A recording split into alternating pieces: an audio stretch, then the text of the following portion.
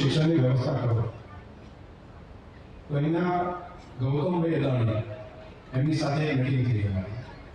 અહીંયા ઉદ્યોગપતિ છે, દેશના મોટા ઉદ્યોગપતિ છે, અને એમણે થરાદ માટે, શિક્ષણ માટે, આરોગ્ય માટે લગભગ 1000 કરોડ રૂપિયા ખર્ચો આદાનમાં આપવા એવો એમણે નિર્ણય કર્યો.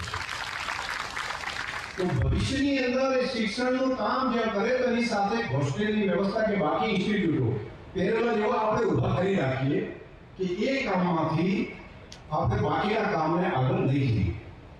એ કામ કરશે તો એ સ્કૂલ બનાવશે, ઇન્સ્ટિટ્યૂટ બનાવશે, તો આપણે રહેવા માટેની હોસ્ટેલ ત્યાં ઊભી કરી દઈએ તો જે દીકરા દીકરીને બહાર જવું પડે ત્યાં ન જવાય. એ આઈએસ કે એનડીએ ની અંદર સિલેક્શન કરવા માટેનું ઇન્સ્ટિટ્યૂટ કરે તો દીકરા દીકરીને રહેવા માટેની વ્યવસ્થા આપણે અહીંયા ઊભી કરીએ. ખવડાવીએ નહીં, પણ ક્યાંય આવો ભોગ બની ગયો હોય તો એનો વ્યવહાર એમ ચીડિયાપણું આવું જો થઈ ગયું હોય તો તરત એનું સાવધાની રહીને હોસ્પિટલ સુધી એની સારવાર આપવાની વ્યવસ્થા કરી દેવી પડે. નહીંતર ગરમ થઈને ગુસ્સે થઈ જઈએ તો એ ગમે તેવું ખરાબ પગલું લઈ શકે એવી સ્થિતિ હોય છે.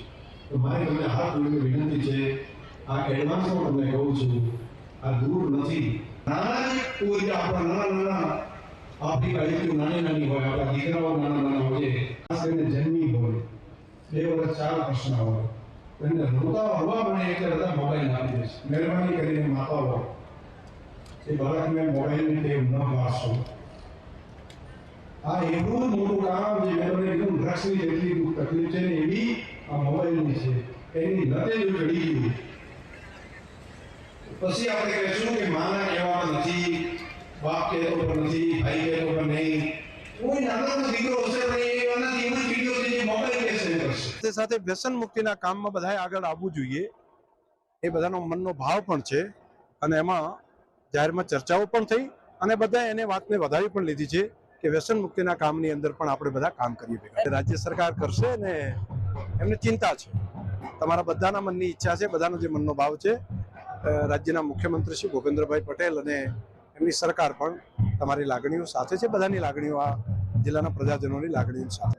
સરકારે જ્યારે જિલ્લો જાહેર કર્યો છે ત્યારે એના માટે એમણે પણ આ વિસ્તાર માટે જે કંઈ કરવા જેવું છે એ કરવાની વાત કરી અને કરે જ.